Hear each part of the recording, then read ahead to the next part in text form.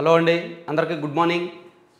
ఈనాడు, ఆంధ్రజ్యోతి, సాక్షి 3 పత్రికల్లో వచ్చిన వార్తలు, వాటిలో వాస్తవాలు, వాటి ఉద్దేశాలు అన్నీ కూడా మనం ఈ వీడియోలో ఉన్నట్టు చెప్పుకుందాం. ఇప్పుడు 6:29 అవుతుంది నేను వీడియో రికార్డింగ్ స్టార్ట్ చేసే టైంకి.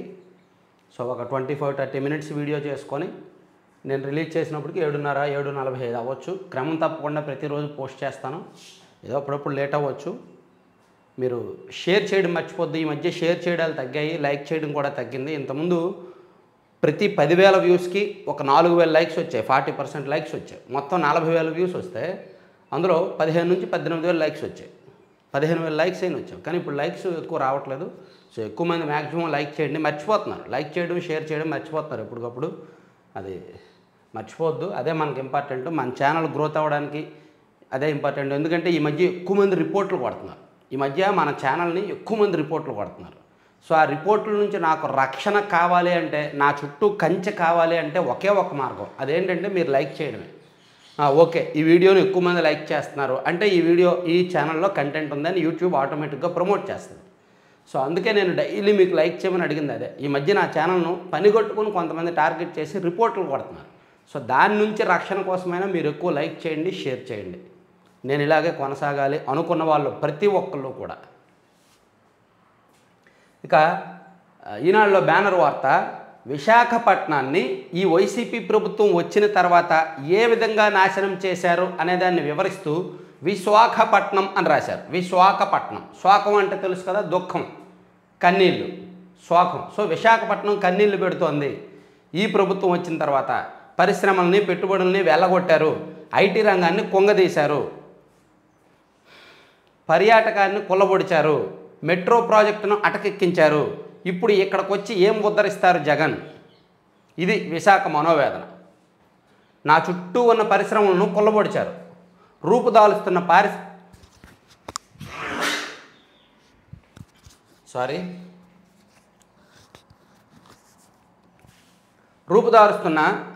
రూపుదాలుస్తున్న పారిశ్రామిక వాడల్ని అడ్డుకున్నారు, అభివృద్ధికి ఊతమిచ్చే పెట్టుబడిదారులను భయపెట్టారు, అవకాశాలను సృష్టించే ఐటీ రంగాన్ని వదులుకున్నారు, ఉపాధి వేటలో యువత వెళ్ళిపోతున్న చోద్యం చూశారు, అలరాలిన పర్యాటక రంగాన్ని పడకేయించారు,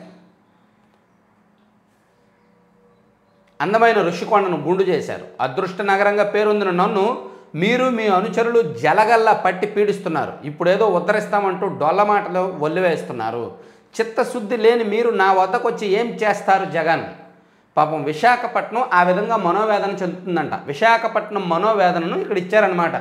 నాకు వచ్చే పరిశ్రమలను వెళ్ళగొట్టారు, నా చుట్టూ ఉన్న వాళ్ళని వెళ్ళగొచ్చారు, నా దగ్గర నుంచి యువత వలసలు వెళ్ళిపోతున్నా మీరు అడ్డుకోలేదు, ఐటీ రంగాన్ని దెబ్బతీశారు, పర్యాటక రంగాన్ని కొంగదీశారు. సో మీరు ఇప్పుడు వచ్చి ఏం చేస్తారని విశాఖపట్నం తనలో తాను స్వాగతం చెప్పుకుంటున్నట్టు క్లియర్గా రాశారనమాట. ఇట్లు శోకతప్త విశాఖ. వైకాపా అధికారంలోకి వచ్చిన ఈ 5 ఏళ్లలో నా ఇంట్లో విధ్వంసం తప్ప ఏం జరిగింది? నా బిడ్డలైన ప్రజలకు ప్రత్యేకంగా ఒరిగిందేమిటి? ఉత్తరాంధ్ర వెనుకబాటు ముసుగులో ఇక్కడికి మకాం మార్చాలని చూస్తున్న సీఎం గారు, మీ పాలనలో ఉత్తరాంధ్ర అభివృద్ధి 25 ఏళ్ళు వెనక్కిపోవడం వాస్తవం కాదా అని మొత్తం ఉత్తరాంధ్ర గురించి, విశాఖపట్నం గురించి చాలా క్లియర్గా రాశారు.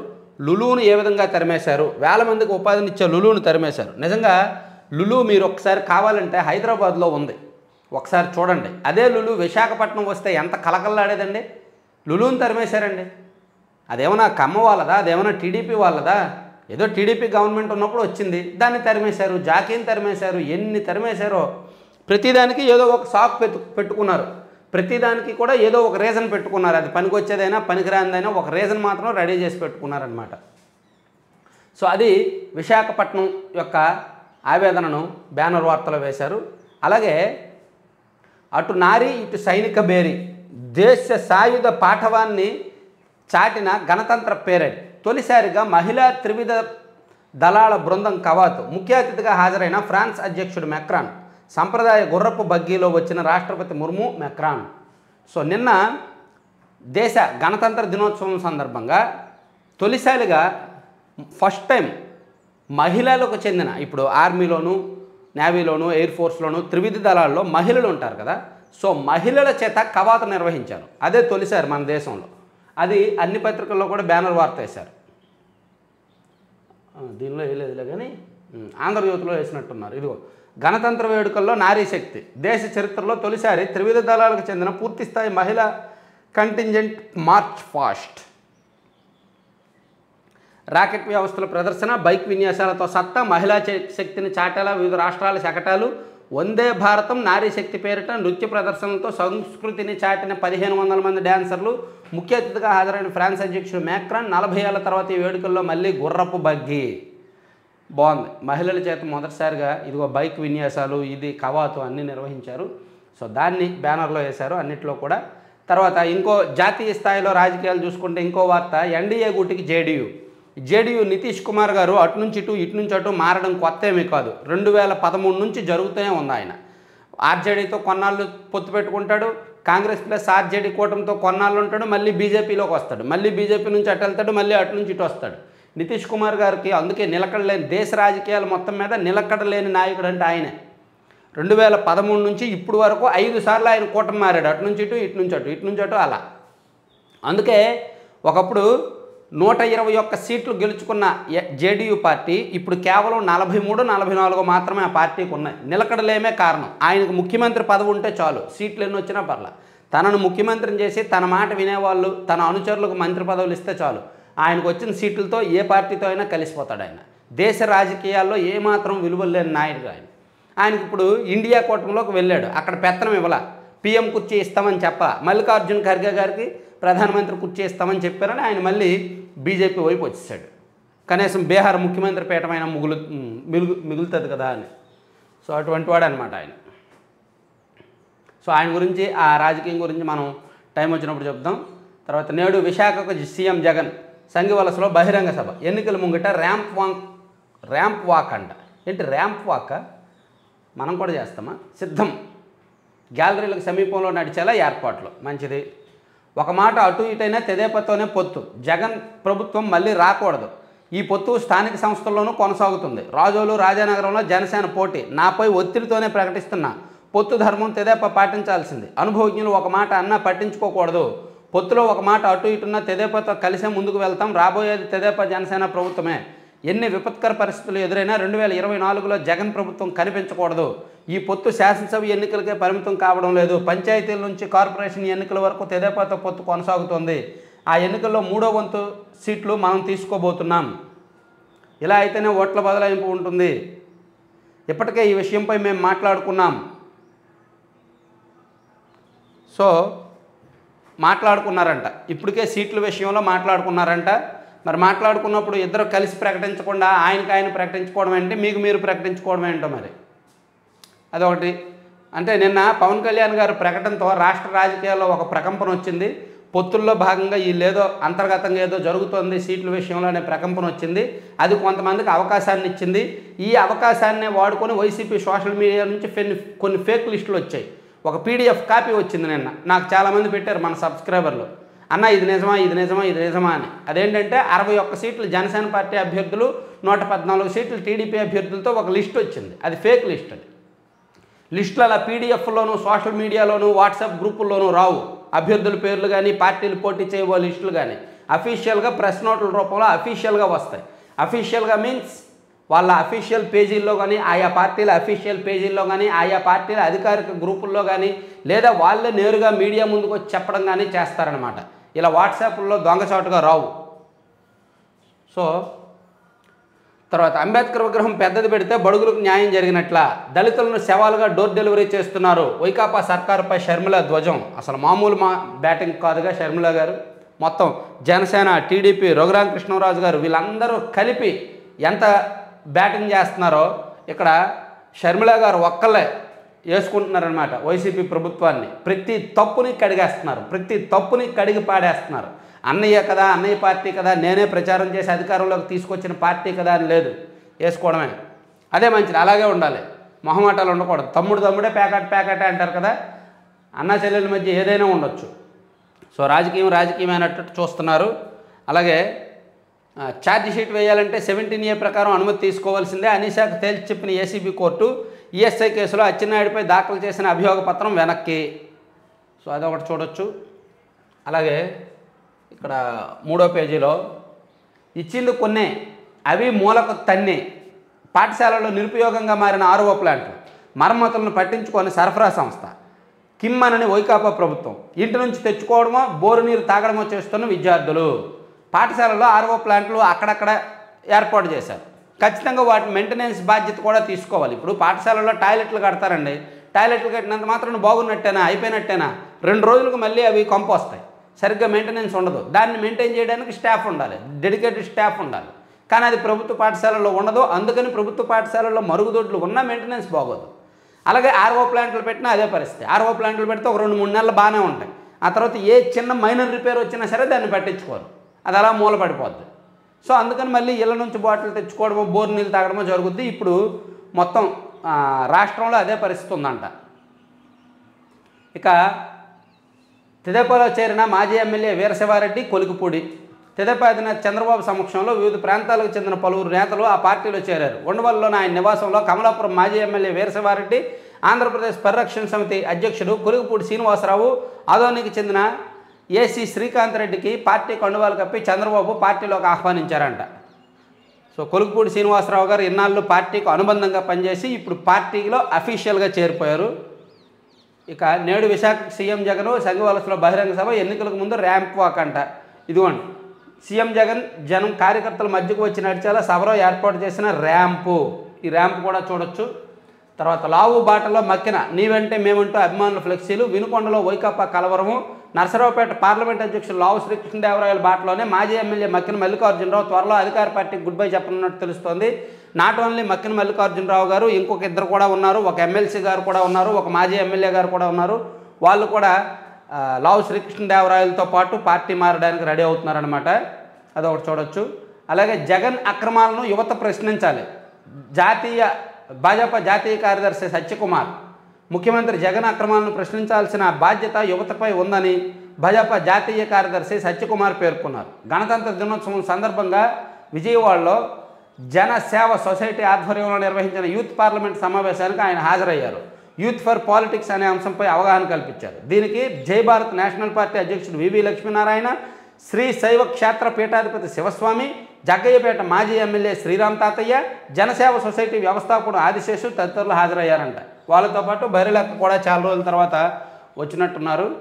దాంతోపాటు మనం వేరే అంశాలు వేరే పేజీల్లోకి కూడా వెళ్తే పక్కన నాకు వెంకటేశ్వర సుప్రభాతం వస్తుంది. అది దీనిలో రిలీజ్ అయిందనుకోండి, దీనిలో రికార్డ్ అయిందనుకోండి, ఛానల్ చాలా కష్టం, రిస్క్లోకి వెళ్ళిపోద్ది. అందుకే నా టెన్షన్ నాది.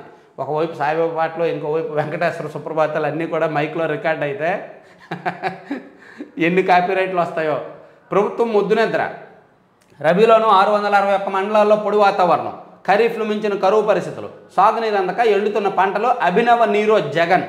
అభినవ నీరో జగన్ అంటే ఎంత పెద్ద మాట తెలుసా?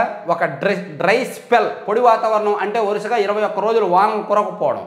అలాంటిది గత ఏడాది అక్టోబర్ నుంచి డిసెంబర్ వరకు రాష్ట్రంలో 255 మండలాల్లో ఒక డ్రై స్పెల్, 378 మండలాల్లో 2 డ్రై స్పెల్, 28 మండలాల్లో 3 డ్రై స్పెల్ ఉన్నాయని గణాంక శాఖ తాజాగా నివేదిక వెల్లడిస్తోంది. అంటే రాష్ట్రంలోని మొత్తం మండలాల్లో 97% వరుసగా ఇన్ని రోజులు వానలు లేకపోతే పంటలు పండేదెలా, రైతులు బతికేదెలా? రాష్ట్రంలో కరువు ఎంత తీవ్ర స్థాయిలో ఉందో చెప్పేందుకు ఇంతకంటే నిదర్శనం ఏమైనా కావాలా? సో రాష్ట్రంలో కరువు ఏ స్థాయిలో ఉన్నా సరే ప్రభుత్వం ముద్దునిద్ర వేయట్లేదు. నీరో చక్రవర్తిలాగా జగన్మోహన్ రెడ్డి గారు ఫిడేలు వాయించుకుంటున్నారు. అంటే రాష్ట్రం సంకనాకపోతున్నా సరే జగన్మోహన్ రెడ్డి గారు పట్టించుకోవట్లేదు అనే యాంగిల్లో ఇక్కడ క్లియర్గా ఈనాడులో ఒక పెద్ద బ్యానర్ వార్త వేశారు. ప్రకాశం జిల్లా గిద్దలూరు మండలం జయరాంపురంలో నీరు లేక ఎండిపోయిన మిరప తోట అనేది కూడా ఒక ఫోటో వేశారు. అలాగే ఎన్నికల వేళ కులగణన ఎందుకు, డేటాని ఎలా రక్షిస్తారు, సీఎం జగన్ను జనసేనాని పవన్ సూటి ప్రశ్నలు. ఎన్నికల ముందే ఎందుకు కులగణన చేపడుతున్నారు, ఈ ప్రక్రియ కారణాలు వివరిస్తూ ప్రభుత్వం గెజెట్ ఎందుకు విడుదల చేయలేదు. ఎన్నికల వేళ కులగణన అంటే కులాల వారీగా విభజించడానికి, కులాల వారీగా విభజించి దాన్ని ఎన్నికల్లో వాడుకోవడానికి అలా చేస్తారనమాట. అదొక ఎన్నికల ఎత్తు. గణతంత్ర వేడుకల్లో జగన్ భజన అంట. పశ్చిమ గోదావరి జిల్లాకు చెందిన కొందరు అధికారులు అత్యుత్సాహం చూపి గణతంత్ర వేడుకల్లో ముఖ్యమంత్రి జగన్మోహన్ రెడ్డి భజనకు ప్రాధాన్యం ఇచ్చారు. భీమవరంలోని కలెక్టరేట్ ప్రాంగణంలో శుక్రవారం నిర్వహించిన వేడుకల్లో సాంఘిక సంక్షేమ శాఖ పరిధిలోని విద్యార్థుల బృందం సాంస్కృతిక ప్రదర్శన ఇచ్చింది. జగన్ను పొగుడుతూ రూపొందిన ఆ పాటకు అనుగుణంగా ఆ బృందంతో వివిధ విన్యాసాలు చేయించారు. పాపం ఇలాంటి అధికారులు ఉంటే ఏం చేస్తాం చెప్పండి. గణతంత్ర వేడుకల్లో ముఖ్యమంత్రి గారి ఫోటోలు పెట్టుకొని, ముఖ్యమంత్రి గారి పాటలు పెట్టుకొని భజన చేశారంట. మనకు అన్నీ వదిలేస్తాం, సిగ్గు లజ్జ అన్నీ వదిలేసి ఇష్టం వచ్చినట్టు చేస్తాం అన్నమాట. ఇక రాజ్యాంగ స్ఫూర్తితో చారిత్రాత్మక పాలన. గణతంత్ర దినోత్సవంలో గవర్నర్ జస్టిస్ అబ్దుల్ నజీర్, మా ప్రభుత్వంలో సెక్యులరిజం, సోషలిజం, ప్రజాస్వామ్య విలువలకు పెద్దపీట, 99.5 వాగ్దానాలను అమలు చేశాం, 56 నెలలుగా కుల మతాలు ప్రాంతాలకు అతీతంగా పాలన, అంబేద్కర్ సామాజిక న్యాయ విగ్రహ ఏర్పాటు అణగారిన వర్గాలపై ప్రభుత్వ చిత్తశుద్ధికి నిదర్శనం, డీబీటీ నాన్ డీబీటీ ద్వారా ప్రజలకు 4.21 లక్షల కోట్ల లబ్ధి. మొన్నటి వరకు 2.5 లక్షల కోట్లు ఉండేది, ఇప్పుడు 4.21 లక్షల కోట్లు అయిపోయిందంట. ఏంటో ఈ లెక్కలేంటో, ఒకసారేమో 98% హామీలు అమలు చేసామంటారు, ఒకసారేమో 99% హామీలు అమలు చేసామంటారు, ఒకసారేమో 99.5% హామీలు అమలు చేసామంటారు. ఆ శాతాల లెక్కలేంటో, ఈ డీబీటీ లెక్కలేంటో, ఏ విధంగా లెక్కేస్తారో వాళ్ళకి మహానుభావులు వాళ్ళకే తెలియాలి బాబు. ఇక మొత్తానికి గవర్నర్ గారు స్పీచ్ అసెంబ్లీ సమావేశాలు ప్రారంభమవుతున్నప్పుడు గవర్నర్ గారు మాట్లాడే స్పీచే ప్రభుత్వమే పంపిస్తుంది. అలాగే గణతంత్ర వేడుకల్లో కూడా గవర్నర్లు మాట్లాడే స్పీచ్ను కూడా ప్రభుత్వమే పంపిస్తుంది. కాబట్టి ప్రభుత్వ భజన స్పీచ్లే ఉంటాయి ఎక్కువగా. వేరే ఏమి గవర్నర్లు స్వతహాగా సవరణలు కోరితే కోరచ్చు, కానీ సాధారణంగా 99% ఏ గవర్నరు కూడా సవరణలు కోరరు. ఇదేంటి తప్పు కదా ఇది మార్చండి, ఇదేంటి తప్పు కదా ఇది మార్చండి అని ఎవరు కోరరు. గవర్నర్లు అంటే ప్రభుత్వం ఏది ఇస్తే అదే చేసుకునే టైపు. తర్వాత దొంగ ఓట్లు, పచ్చనోట్లు. పర్చూరులో టీడీపీ ప్రలోభాల పర్వం. ఎమ్మెల్యే ఏలూరు నిర్వాకాలు వెలుగులోకి. నోవా అగ్రిటెక్ కేంద్రంగా నల్లధనం పంపిణీ. పోలింగ్ బూత్ల వారీగా ఓటర్లకు డిఆర్ఐ తనిఖీల్లో ఆధారాలు బట్టబయలు. గుట్టురట్టు చేసిన కీలక డైరీ.